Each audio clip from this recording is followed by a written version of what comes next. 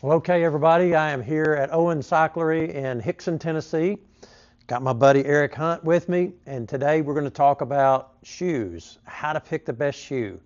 And I tell you, it's good to have somebody like Eric that can measure you and can fit you because you don't want to make the mistake. It can be an expensive mistake buying a shoe, riding in a shoe, and then ended up not being able to use the shoe. And I see, Eric, all the time, people on Facebook Market selling what looks to be a new shoe, and the thing did not fit.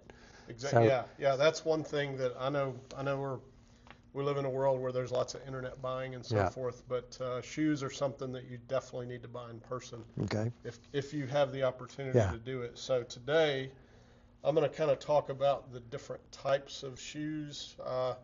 People ride bikes in very different ways, and there are a lot of different configurations of shoes for a lot of different types of riding. So I'll touch on that, and then when we get more in depth into, say, road shoes, I'll talk about stiffness and fit and so on. So okay, um, that's good. I'll go ahead and just jump right into that. So Okay, as you can see, we have quite a inventory of shoes. As far as these are all for cycling. They're not fashion shoes necessarily. They all serve a very important function. And I'm going to start with probably a shoe that is kind of the model that has come along most recently. This is a platform shoe for enduro riders, maybe downhillers. It has a very casual, almost sort of skateboard look to it, but it is a very stiff shoe, and we have this panel on the bottom which gives you the option of bolting a cleat, and I'll talk about that a little more here in a little while, or you can just use this with a flat pedal.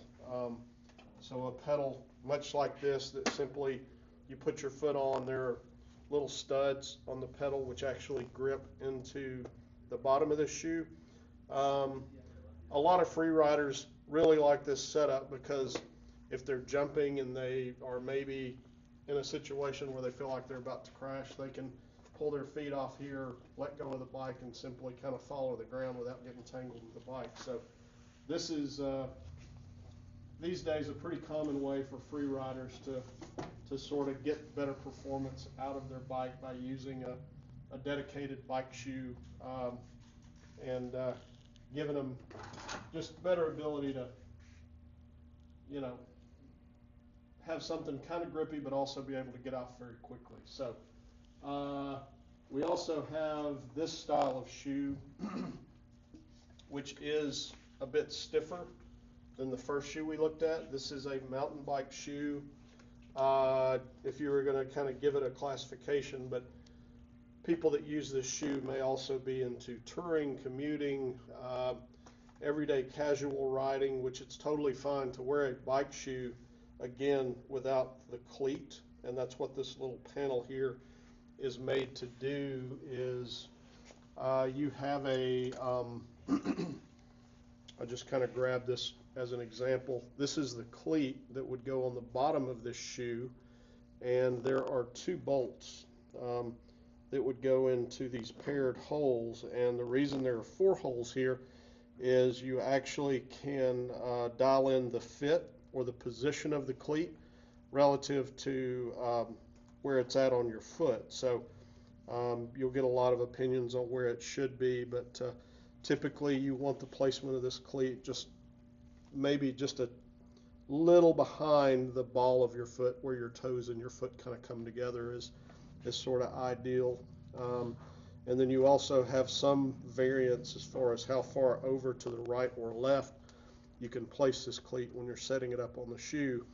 A lot of shoes these days are using what's called a BOA system, where you simply you have this dial that controls these threads. Now these threads are made of a material that is very, very durable. We've been selling this shoe for a number of years, and we've had very few failures of this filament that they put in this shoe.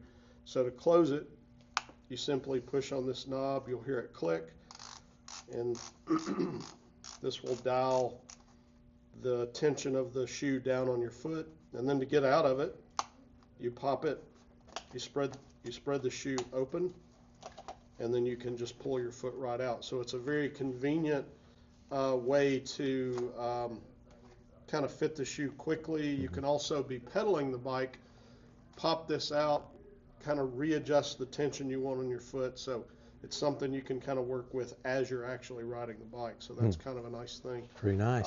So there are different stiffnesses in mountain bike shoes. Just sort of a rule of thumb with all shoes, the stiffer they are, the more performance minded they are.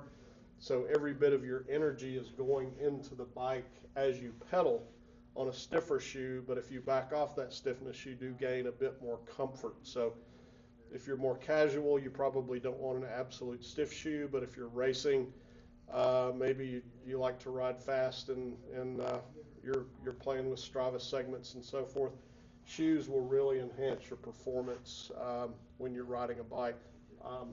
So we have kind of our free ride, our mountain bike shoe. We also do sell a triathlon shoe, which basically the idea with this is this shoe is made to be worn with or without socks, and some triathletes will opt to not wear socks because it saves them the time of getting, their wet foot in a sock, which can kind of eat up some time in transition. So you can simply put your foot in here, take this big strap, plop it over, and you're off and running. Wow. Triathletes will actually snap the shoe onto their bike. Yeah.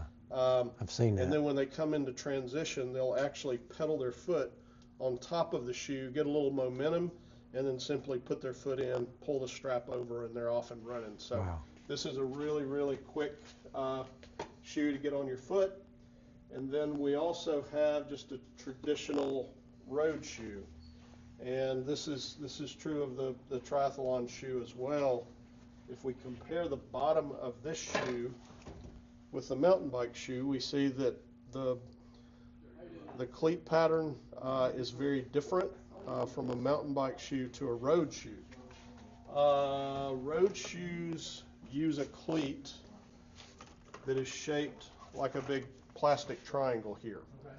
And so you see we have 3 holes here, and there's hardware that actually bolts this cleat to the bottom of the shoe. This is by far the stiffest type of bike shoe that you can buy. You could almost drive nails with this shoe. It is so stiff. But not only is it stiff, there's sort of a grading scale of stiffness, particularly with Shimano shoes. To kind of give you an example of this, this is about a $170 shoe. It has sort of a carbon panel in the bottom of the shoe that actually gives it a stiffness rating that Shimano will designate as an 8. If we compare this shoe to our S-Fire shoe, which this is Shimano's absolute top of the line race shoe, this has a stiffness of 12. The entire bottom of this shoe is carbon, and then they do put an even stiffer carbon panel on the bottom of this shoe. And overall, this is a super lightweight shoe. So even in something like shoes, rotating weight is always the most important weight to take out of a bike, and that is including a bike shoe. So, and again, we would bolt that triangular shaped cleat into either of these shoes, so they're both used the same way. It's simply a matter of slightly more comfortable and quite a bit more in performance. So you sort of have to pick depending on what you're doing on the bike.